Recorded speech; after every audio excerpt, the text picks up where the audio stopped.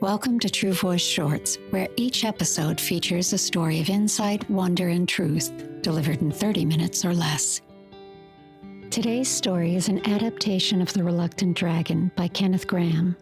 You've heard of knights and dragons and damsels in distress, but this one's different. A poetry-loving dragon, a boy with common sense, a staged battle. It's a fable for grown-ups who never outgrew wonder and maybe never wanted to. Kenneth Grahame, 1859 to 1932, was a Scottish-born author. He was best known for the story The Wind in the Willows, a story rich in friendship, freedom, and quiet rebellion. Before becoming a full-time writer, he worked at the Bank of England, a job he disliked, and he would often scribble stories during his commute, daydreaming of riverside adventures and gentle creatures. The Reluctant Dragon was published in 1898, and it was one of his earliest fantastical tales. It gently overturned the idea of dragons as monsters, offering instead a poetry-loving pacifist, a bit like Grahame himself, imaginative, reserved, and fond of peaceful resistance. The Reluctant Dragon. Long ago, it might have been hundreds of years ago, in a cottage halfway between this village and yonder shoulder of the downs up there, a shepherd lived with his wife and their little son. Now the shepherd spent his days, at certain times of the year, his nights too, up on the wide ocean blossom of the downs, with only the sun and the stars and the sheep for company. But his little son, when he wasn't helping his father, and often when he was as well, spent much of his time buried in big volumes that he borrowed from the gentry. His parents were very fond of him, and rather proud of him too, though they didn't let on in his hearing. So he was left to go on his own way and read as much as he liked. He was treated more or less as an equal by his parents, who sensibly thought that it was a fair division of labor that they should supply practical knowledge and he the book learning. They knew that book learning often came in useful at a pinch, in spite what their neighbors might say. What the boy chiefly dabbled in was natural history and fairy tales, and he just took them as they came, without making any distinctions. One evening, the shepherd, who for some nights past had been disturbed and preoccupied, came home all a-tremble. "It's all up to me, Maria. Never no more can I go up on them there downs." "Now don't you take on like that," said his wife, who was a very sensible woman. "But tell us all about it first, whatever it is that's given you this shake-up. And then me and you and son here, between us, we ought to be able to get to the bottom of it. You know that cave up there, I never liked it somehow, and the sheep never liked it neither. And when sheep don't like a thing, there's generally some reason for it. For some past time, there's been faint noises coming from the cave. Noises like heavy sightings and grunts mixed in with them, and sometimes snoring, yet somehow not honest snoring like you and me o' nights, you know." "Of course, I was terrible frightened," the shepherd went on. "Yet somehow I couldn't keep away, so this very evening before I come down, I took a cast around by the cave, quietly, and there, oh, Lord, there I saw him at last, as plain as I see you." "Saw who?" said his wife, beginning to share in her husband's nervous terror. "Why, him I'm telling you," said the shepherd. "He was sticking halfway out of the cave. He was as big as 4 cart horses, and all covered in shiny scales, deep blue scales at the top of him, shading off to a tender sort of green below. As he breathed, there was that sort of flicker over his nostrils." The boy, who had apparently been absorbed in his book during his father's recital, now closed the volume, yawned, clasped his hands behind his head, and said, "It's all right, Father. Don't you worry, it's only a dragon." "Only a dragon!" cried his father. "What do you mean, sitting there, you and your dragons? Only a dragon indeed, and what do you know about it?" "'Cause I do know," replied the boy. "Look here, Father, you know we've each got our line. You know about sheep and weather and things, and I know about dragons. I always said, that cave up there was a dragon cave. Now please, just leave this all to me, and I'll stroll up tomorrow morning. Well, perhaps in the evening, and if I'm quite free, I'll go up and have a talk with him, and you'll find it'll be all right. Only please, don't go worrying around there without me. You don't understand him a bit. And they're very sensitive, The next day, after he'd had his tea, the boy strolled up the chalky track that led to the summit of the downs. And there, sure enough, he found a dragon, stretched lazily on the sward in the front of his cave. A cool breeze played over the surface of the grass, and the silver shoulder of a large moon was showing above the distant junipers. No wonder the dragon seemed in a peaceful and content mood. Indeed, as the boy approached, he could hear the beast purring with a happy regularity. Well, we live and learn, he said to himself. None of my books ever told me that dragons purred. Hello, dragon, said the boy quietly when he'd gotten up to him. The dragon, on hearing the approaching footsteps, made the beginning of a courteous effort to rise, but when he saw it was a boy, he set his eyebrows severely. Now don't you hit me, he said, or bung stones, or squirt water or anything. I won't have it, I tell you. Not going to hit you, said the boy, wearily dropping on the grass beside the beast. And don't worry, I've simply looked in to ask how you were, and all that sort of thing. But if I'm in the way, I can easily clear out. Oh, no, don't go off in a huff, said the dragon hastily. Fact is, I'm as happy up here as the day's long, never without an occupation, dear fellow, never without an occupation. And yet, between ourselves, it's a trifle dull at times. The boy bit off a stalk of grass and chewed it. Going to make a long stay here? He asked politely. Can't hardly say at the present, replied the dragon. It seems a nice enough place, but I've only been here a short time, and one must look about and reflect and consider before settling down. It's a rather serious thing, settling down. Besides, now I'm going to tell you something. You'd never guess it if you tried ever so. Fact is, I'm such a confoundedly lazy beggar. You surprise me, said the boy civilly. Oh, it's the sad truth, the dragon went on, settling down between his paws and delighted to have found a listener at last. And I fancy that's really how I came to be here.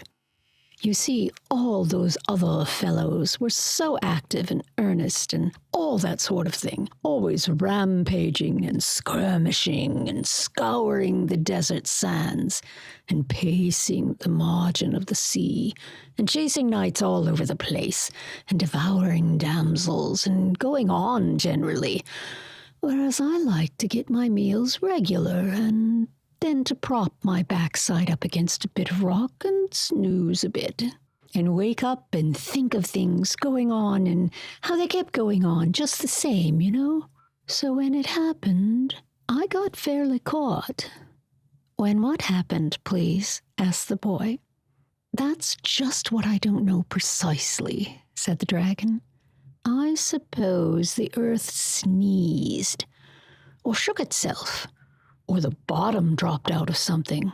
Anyhow, there was a shake and a roar and a general stramish, and I found myself miles away underground and wedged in as tight as tight. Thank goodness my wants are few.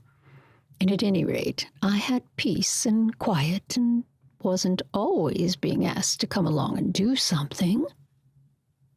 And I've got such an active mind, always occupied, I assure you.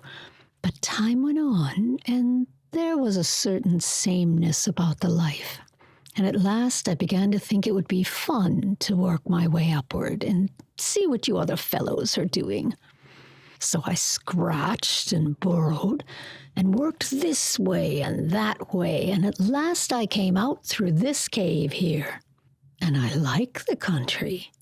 And the view and the people, what I've seen of them. And on a whole, I feel inclined to settle down here. What's your mind always occupied about? asked the boy. That's what I want to know. The dragon colored slightly and looked away. Presently, he said bashfully, Did you ever, just for fun, try to make up poetry? Verses, you know. Of course I have, said the boy. Heaps of it. And some of it's quite good, I feel sure. Only there's no one here cares about it. Mother's very kind and all that when I read it to her, and so's father for that matter. But somehow they just don't seem to... Exactly, cried the dragon. My own case exactly. They don't seem to. And you can't argue with them about it. Now, you've got culture, you have. I could tell it on you at once. And I should just like your candid opinion about some little things I threw off lightly when I was down there. I'm awfully pleased to have met you, and I'm hoping our neighbors will be equally agreeable. There was such a nice old gentleman up here only last night, but he didn't seem to want to intrude. That was my father, said the boy. And he is a nice old gentleman. I'll introduce you someday if you like. Can't you two come up here and dine or something tomorrow? Asked the dragon eagerly. Only, of course, if you've got nothing better to do, he added politely. Thanks awfully, said the boy. But we don't go out much anywhere without my mother, and to tell you the truth, I'm afraid she mightn't quite approve of you. You see, there's no going over the hard fact that you're a dragon. And when you talk of settling down and the neighbors and so on, I can't help feeling that you don't quite realize your position. You're an enemy of the human race, you see. Haven't got an enemy in the world, the dragon said cheerfully. Too lazy to make them to begin with. And if I do read other fellows my poetry, I'm always ready to listen to theirs. I wish you'd try to grasp the situation properly. When the other people find you out, they'll come after you with spears and swords and all sorts of things. You'll have to be exterminated, according to their way of looking at it. You're a scourge and a pest and a baneful monster. Not a word of truth in it, said the dragon, wagging his head solemnly. Character will bear the strictest investigation. And now, there's a little sonnet thing I was working on when you appeared on the scene. If you won't be sensible, cried the boy, getting up, I'm going off home. No, I can't stop for sonnets. My mother's sitting up. I'll look you up tomorrow sometime or other. And do, for goodness sakes, try and realize you're a pestilential scourge, or you'll find yourself in a most awful fix. Good night. The boy found it an easy matter to set the mind of his parents at ease about his new friend. They'd always left that branch to him and took his word without a murmur. The shepherd was formally introduced, and many compliments and kind inquiries were exchanged. His wife, however, though expressing her willingness to do anything she could to mend things or set the cave to rights or cook a little something when the dragon had been poring over sonnets and forgotten his meals, could not be brought to recognize him formally. The fact that he was a dragon and they didn't know who he was seemed to count for everything with her. She made no objection, however, to her son spending his evenings with the dragon quietly, as long as he was home by 9 o'clock. And many a pleasant night they had, sitting on the sward, while the dragon told stories of old, old times, when dragons were quite plentiful and the world was a livelier place than it is now. What the boy had feared, however, soon came to pass. The most modest and retiring dragon in the world, if he was as big as 4 cart horses and covered with blue scales, cannot keep altogether out of the public view. And so, in the village tavern of nights, the fact that a real live dragon sat brooding in the cave on the downs was naturally a subject of talk. Though the villagers were extremely frightened, they were rather proud as well. It was a distinction to have a dragon of your own, and it was felt to be a feather in the cap of the village. Still, all agreed that this sort of thing couldn't be allowed to go on. The dreadful beast must be exterminated. The countryside must be freed from this pest, this terror, this destroying scourge. The fact that not even a hen roost was the worse for the dragon's arrival wasn't allowed to have anything to do with it. He was a dragon, and he couldn't deny it. And if he didn't choose to behave as such, that was his own outlook. And in spite of much valiant talk, no hero was found willing to take sword and spear and free the suffering village and win deathless fame. And each night's heated discussion always ended in nothing. Meanwhile, the dragon, a happy bohemian, lolled on the turf, enjoyed the sunsets, told antediluvian anecdotes to the boy, and polished his old verses while meditating on fresh ones. One day, the boy, on walking to the village, found everyone wearing a festal appearance which was not to be accounted for in the calendar. Carpets and gay-colored stuff were hung out the windows. Church bells clamored noisily. The little street was flower-strewn, and the whole population jostled each other along either side of it, chattering, shoving, and ordering each other to stand back. The boy saw a friend of his own age in the crowd and hailed him. "What's up?" he cried. "Is it the prayers or bears or circus or what?" "It's all right," his friend hailed back. "He's a-comin'." "Who's a-comin'?" demanded the boy, thrusting into the throng. "Why, St. George, of course," his friend replied. "He's heard tell of our dragon, and he's comin' on purpose to slay the deadly beast and free us from this horrid yoke. Oh my, won't that be a jolly fight?" Here was news indeed. The boy felt he ought to make quite sure for himself, and he wiggled himself in between legs of his good-meaning elders. Once in the front rank, he breathlessly awaited the arrival. Presently, from the faraway end of the line came the sound of cheering. Next, the measured thromp of a great war-horse made his heart beat quicker, and then he found himself cheering with the rest, as amidst welcoming shouts and shrill cries of women, St. George paced slowly up the street. The boy's heart stood still, and he breathed with sobs. The beauty and grace of the hero were so far beyond anything he had yet seen.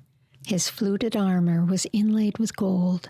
His plumed helmet hung at his saddle-bow, and his thick, fair hair framed a face gracious and gentle, beyond expression till you caught the sternness in his eye. He drew rein in front of the little inn, and the villagers crowded around with greetings and thanks and voluble statements of their wrongs and grievances and oppressions. The boy heard the grave, gentle voice of the saint, assuring them that they would all be well now, that he would stand by them and see them righted and freed from their foe. Then he dismounted, passed through the doorway, and the crowd poured in after him. But the boy made off up the hill as fast as he could lay his legs to ground. "It's all up, dragon," he shouted as soon as he was within sight of the beast. "He's coming. He's here now. You'll have to pull yourself together and do something at last." The dragon was licking his scales and rubbing them with a bit of house flannel the boy's mother had lent him. He worked at it till he shone like a great turquoise. "Don't be violent, boy," he said without looking around. "Sit down and get your breath, and try and remember that the noun governs the verb. And then perhaps you'll be good enough to tell me who's coming." "That's right. Take it coolly," said the boy. "Hope you'll be half as cool when I've got you through my news. It's only St. George who's coming. That's all. He rode into the village half an hour ago. Of course, you can lick him, a great big fellow like you. But I thought I'd warn you, 'cause he's sure to be around early, and he's got the longest, wickedest-looking spear you've ever did see." And the boy got up and began to jump around in sheer delight at the prospect of a battle. "Oh, dearie, dearie me," moaned the dragon. "This is too awful. I won't see him, and that's flat. I don't want to know that fellow at all. I'm sure he's not nice. You must tell him to go away at once, please. Say he can write if he likes, but I can't give him an interview. I'm not seeing anybody at present." "Now, dragon, said the boy imploringly, "don't be perverse and wrong-headed. You've got to fight him sometime or another, you know, 'cause he's St. George, and you're the dragon. Better get it over with, and then we can go on with the sonnets. And you ought to consider other people a little, too. If it's been dull up here for you, think how dull it's been for me." "My dear little man," said the dragon solemnly, "just understand once and for all that I can't fight, and I won't fight. I've never fought in my life, and I'm not going to begin now just to give you a Roman holiday. In old days, I always let the other fellows, the earnest fellows, do all the fighting, and no doubt that's why I have the pleasure of being here now." "But if you don't fight, he'll cut your head off," gasped the boy, miserable at the prospect of losing both his fight and his friend. "Oh, I think not," said the dragon in his lazy way. "You'll be able to arrange something. I've every confidence in you. You're such a manager. Just run down, there's a dear chap, and make it all right. I leave it entirely to you." The boy made his way back to the village in a state of great despondency. First of all, there wasn't going to be any fight. Next, his dear and honored friend the dragon hadn't shown up in quite such a heroic light as he would have liked. And lastly, whether the dragon was a hero at heart or not, it made no difference, for St. George would undoubtedly cut his head off. "Arrange things indeed," he said bitterly to himself. "The dragon treats the whole affair as if it was an invitation to tea and crumpet." The villagers were straggling homewards as he passed up the street, all of them in the highest spirits and gleefully discussing the splendid fight that was in store. The boy pushed his way into the inn and passed into the principal chamber where St. George now sat alone, musing over the chances of the fight.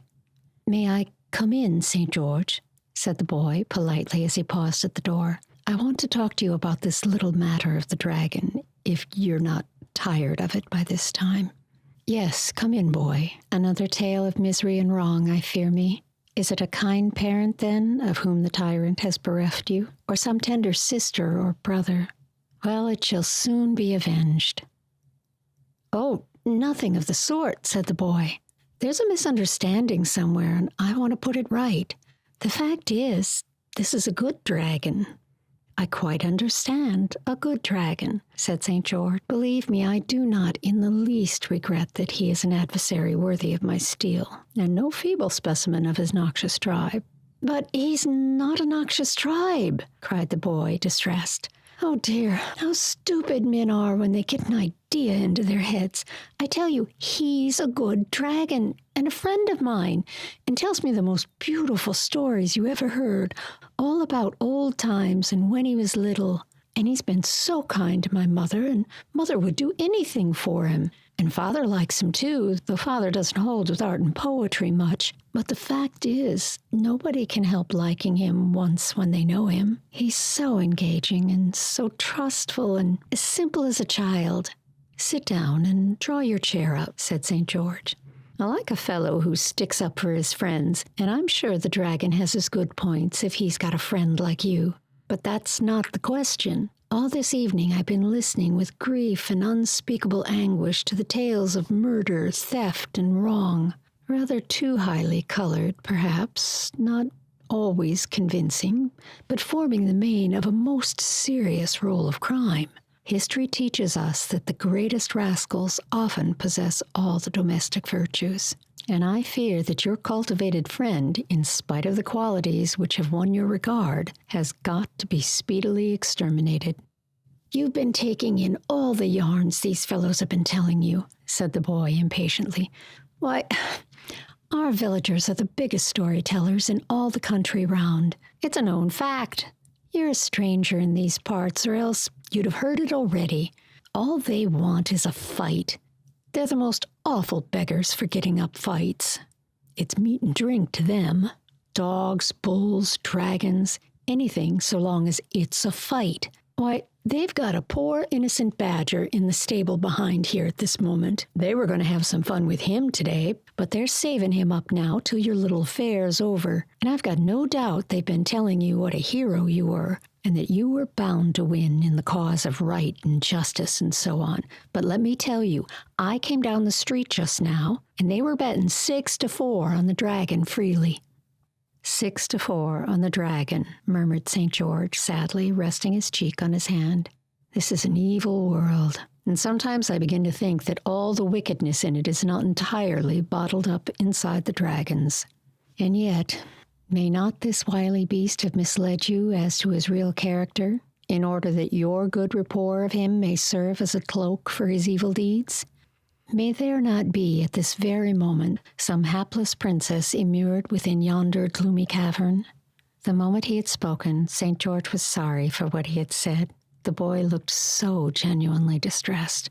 I assure you, St. George, there's nothing of the sort in the cave at all. The dragon's a real gentleman, every inch of him, and I may say that no one would ever be more shocked and grieved than he would at hearing you talk in that loose way about matters on which he has very strong views. Well, perhaps I've been overcredulous. Perhaps I've misjudged the animal. But what are we to do? Here are the dragon and I, almost face to face, each supposed to be thirsting for each other's blood. I don't see any way out of it exactly. What do you suggest? Can't you arrange things somehow? That's just what the dragon said, replied the boy, rather nettled.